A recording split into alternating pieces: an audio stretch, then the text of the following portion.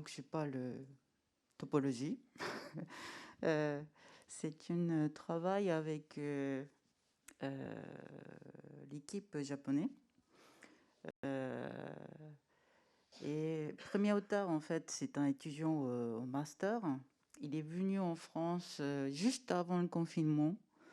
Il est rentré et bon, on était un petit peu perturbés, mais on a sorti l'article en septembre. Donc on est arrivé, fini son travail.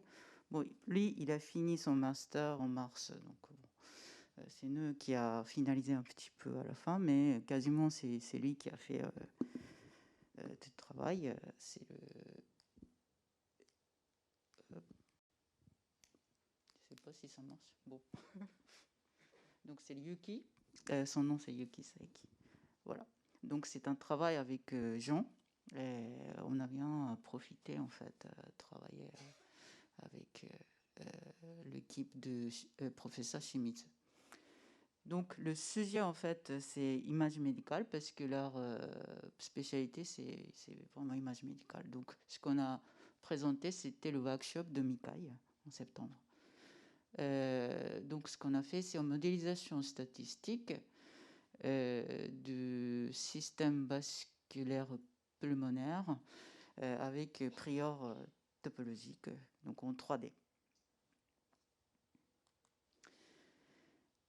Donc motivation en fait, c'est la modélisation statistique de objets anatomiques et ça veut dire qu'en fait il y a variation de la forme qui est énorme, mais on voudrait réduire la dimension pour représenter les formes.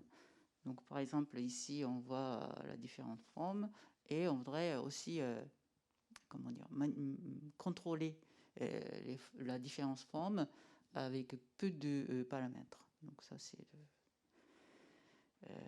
c'est leur but.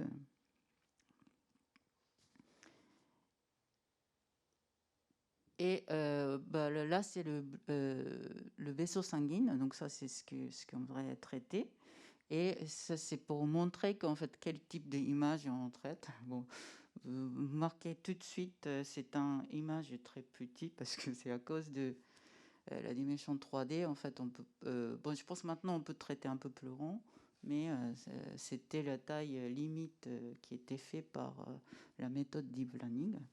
Donc c'est le 9 par 9 par 9. Ce que j'ai montré ici, c'est 25, donc on s'appelle patch volumique, 25 différents images typiques qu'on va traiter. Donc ça, c'est le couche par couche pour montrer, pour vous montrer image 3D.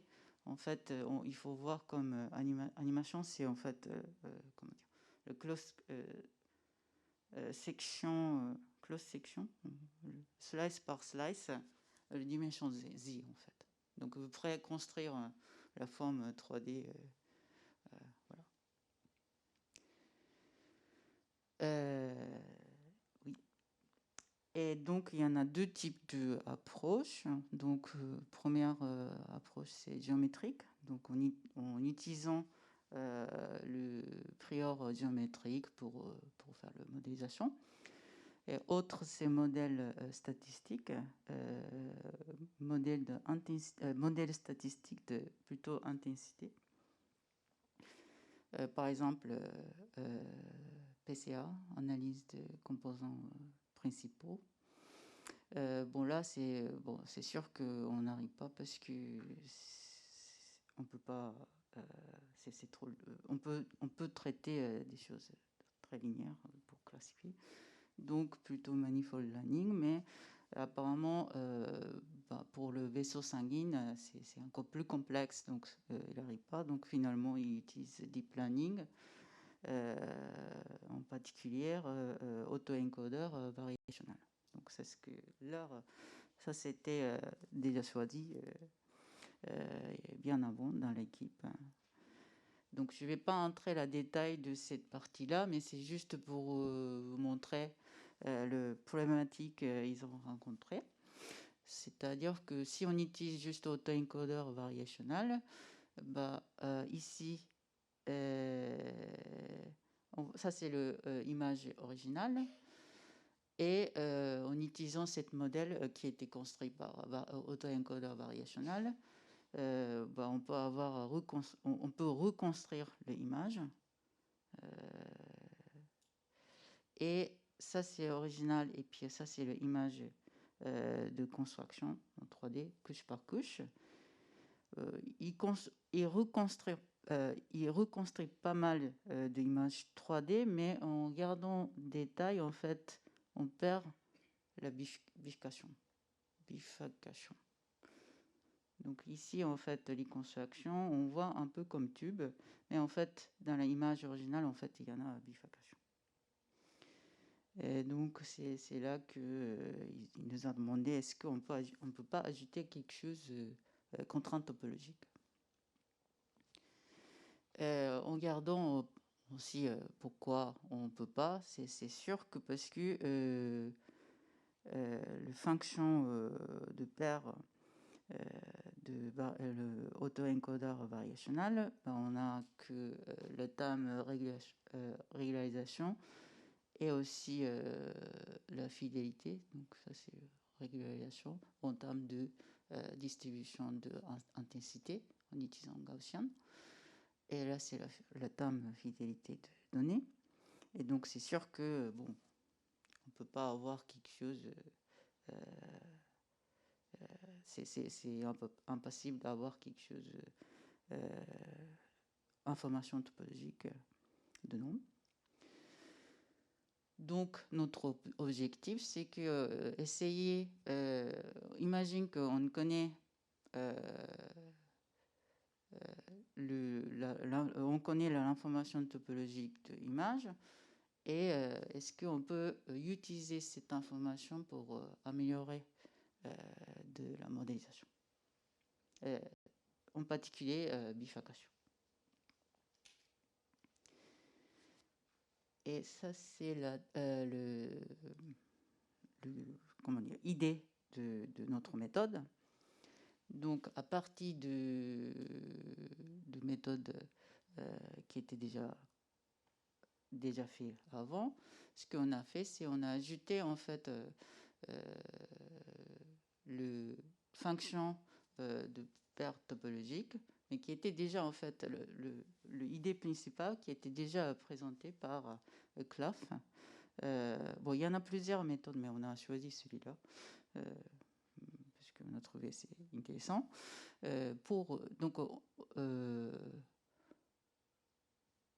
Mais eux, en fait, c'est dans le cadre général. Donc, ce qu'on a fait, c'est adapter pour notre utilité. Je peux dire comme ça. C'est une méthode basée sur homologie persistante. Et grâce à la différentiabilité de homologie persistante, on peut en fait ajouter la fonction de paire topologique ici. Donc c'est ça le gros ligne. Et puis donc là, on a fait en fait comme entraînement pré-entraînement, et après on a ajouté après comme affiner affiner le modèle. Et côté homologie persistant, peut-être vous connaissez déjà. L'idée c'est pour les gens on ne connaît pas, je vais expliquer rapidement, juste une seule slide. Donc là c'est ça c'est l'image originale et en niveau de gris.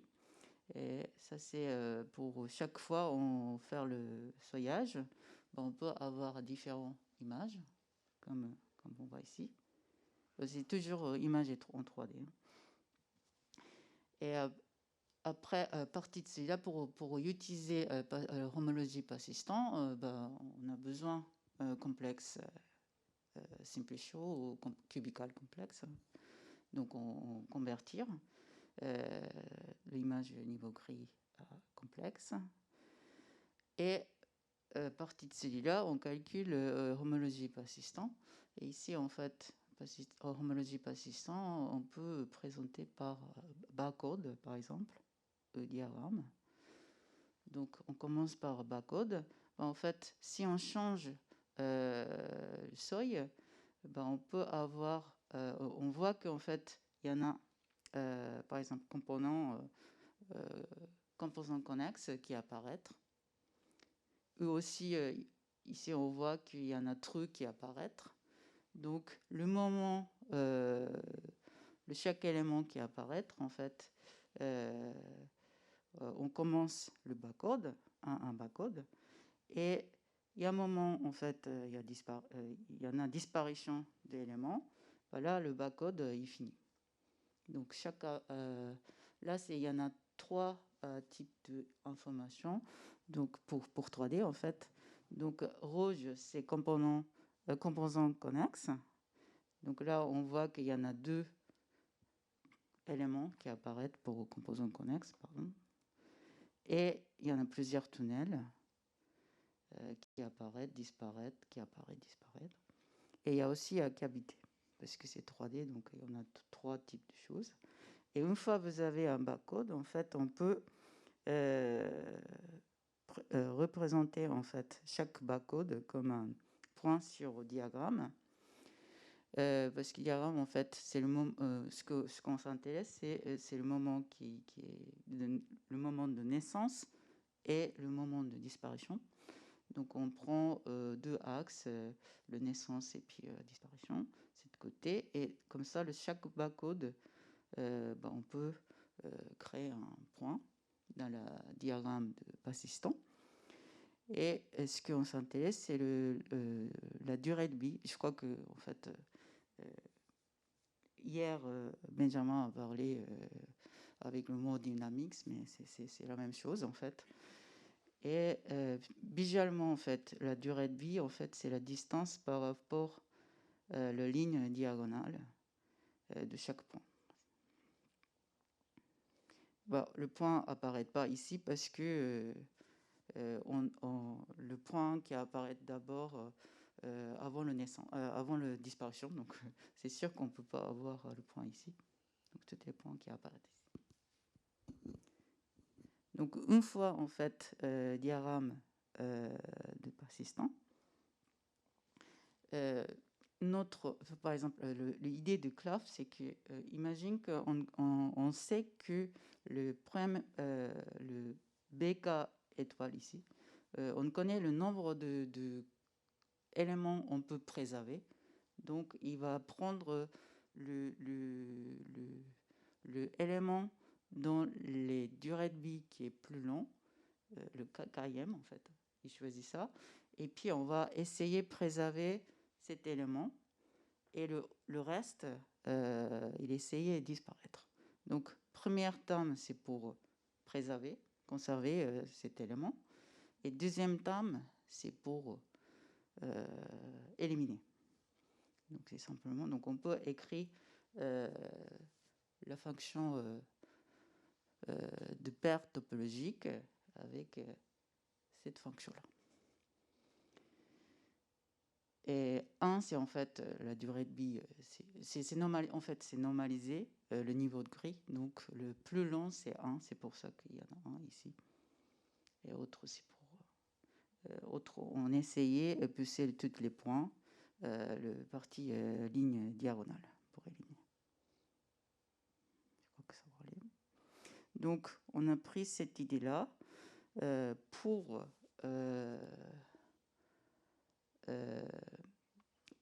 notre application. Donc, premièrement, plus simple, c'est pour chaque image, imagine qu'on sait qu'il y en a une seule partie de vaisseau sanguin. Donc, ce qu'on voudrait garder, c'est un seul composant connexe, 0 trou et 0 cavité. Donc, ça, c'est notre prieur topologique. Et donc, on essaye, ça, c'est l'entrée. Et donc, ce qu'on voudrait avoir, c'est juste un seul point rouge ici. Et tous les autres points qu'il y avait, on va pousser sur le parti diagonale pour éliminer. Donc ça, c'est la première prior topologie qu'on utilise. L'autre chose pour bifurcation, pour distinguer le cas juste une seule tube sans bifurcation, et donc ça c'est le cas ici, ou il y a le cas avec une bifurcation ici. Comment on va distinguer? Pour cela, en fait, on ajoute un voxel avec le voxel blanc autour. Et comme ça, en fait, on peut changer le nombre de trous pour le tube et bifurcation. Pour le tube, on a un seul trou, le tunnel. Et pour bifurcation, on peut avoir 2 tunnels. Donc là, il y en a différence pour tube et un seule structure, et puis le bifurcation, sans bifurcation et avec bifurcation. Donc 1, 1, 1 pour juste un tube, et s'il y en a en bifurcation, on voudrait avoir quelque chose 1, 2, 1. Voilà. En 3D. Voilà, donc en fait, c'est notre contribution, en fait, c'est juste celui-là, en fait. Et donc on a testé si ça marche ou pas. Première, je sais pas si ça va. Donc on a fait deux expériences. Donc première, c'est l'expérience avec l'image avec volume patch volume artificial, on peut dire. Donc c'est nous qui générait. Et bon, il y a plusieurs tunings, mais important, c'est pour l'évaluation. On a 2 types d'évaluation, donc évaluation basée sur intensité et aussi pour topologie. Donc côté intensité, on a 2 mesures qui s'appellent généralisation et spécificité. Et pour topologie, on a utilisé simplement le fonction de paire topologique. Donc ici, quel type de image on a utilisé? En fait, on a généré un tube et on a fait un trou à la main. Donc ça, c'est juste une seule tube, et là, il y en a un trou artificiellement créé. Et ça, c'est le première ligne, troisième ligne ici. Donc, on a utilisé l'entrée, c'est en fait, c'est avec image. L'entrée, c'est des images avec un trou, le cavité en fait. Et on a fait une reconstruction sans prior topologie. Donc, ça, c'est le troisième. Et ça, c'est avec prior topologique. Donc, on voit bien que bon, notre l'AJU, en fait, il améliore l'image, mais pas parfait. Du coup, on a ajouté à autre opération morphologique avec multiscale érosion pour éroner un petit peu le trou pour améliorer. Et ce qui est intéressant, en fait, c'est la évaluation. Donc là, c'est sans prior topologique. En fait, topologie, il n'est pas très bien, mais généralisation et spécificité, il est meilleur que le modèle avec prior topologique. En fait, c'est un peu... Si on voudrait rester... pour avoir bon intensity par rapport aux images, c'est sûr que pour garder la topologie, il faut dégrader à cette partie pour gagner un plus pour le côté topologie. Le deuxième expériment, c'était fait pour le vrai image, en fait, image médicale qui était donnée par l'hôpital de l'université Tokushima. Ils ils ont traité un petit peu avec le filtrage Hessian, etc. Et aussi à extraire, pour générer, en fait, pour extraire le volume patch 9 par 9 par 9. Dans le centre, le centre de patch, il y a toujours le vaisseau qui passe. Et l'évaluation qui était faite, généralisation et spécificité pour l'intensité, c'est toujours la même. Le côté topologie, en fait, on peut utiliser bien sûr la fonction de paire topologique, mais ici, comme on a des images originales, on a utilisé en fait image originale pour comparer. C'est-à-dire qu'on a calculé diagramme persistant à partir de l'image originale et le niveau diagramme persistant, on a comparé. C'est-à-dire il y a une distance qui était déjà définie qui s'appelle bottleneck, donc on a utilisé cette distance pour comparer. Donc ça c'est le résultat, donc un des résultats en fait. Et donc ça c'est l'image originale, donc il y en a bien bifurcation. Sans contrainte topologique, bon, on a perdu quelques informations. On ne voit pas les bifurcations ici. Et avec contrainte topologique, ben, on voit bien que bon, une bifurcation qui apparaît. Et ça, on voit aussi côté diagramme. Oui, en fait, ça c'est le diagramme persistant de image originale. Le centre, c'est sans